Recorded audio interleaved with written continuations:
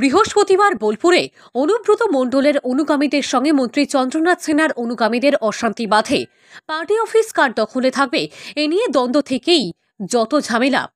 আর এই বিষয়টি নিয়ে শুক্রবার শতাব্দী রায়কে জিজ্ঞাসা করা হলে তিনি জানান, অনেকদিন পর কেষ্টতা ফিরেছে।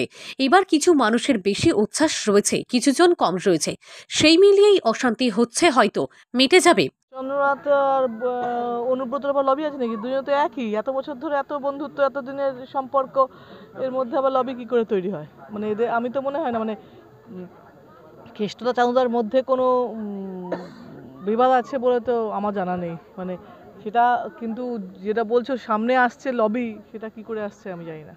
এই ঝামেলা কেন নিজেদের মধ্যে আটকানো যাচ্ছে না? সবাই যখন আপনারা বলছেন একসাথে চলবে যাবে, প্রথমে হয়তো বা অনেকদিন পরে কেষ্টদা ফিরেছে, হয় না একটা ওদেরও উচ্ছ্বাস, কিছু মানুষের উচ্ছ্বাস বেশি রয়েছে, কিছু মানুষের কম রয়েছে, মিলিয়ে হয়তো বা একটু বিশৃঙ্খলতা তৈরি হচ্ছে, ঠিক হয়ে যাবে এটা।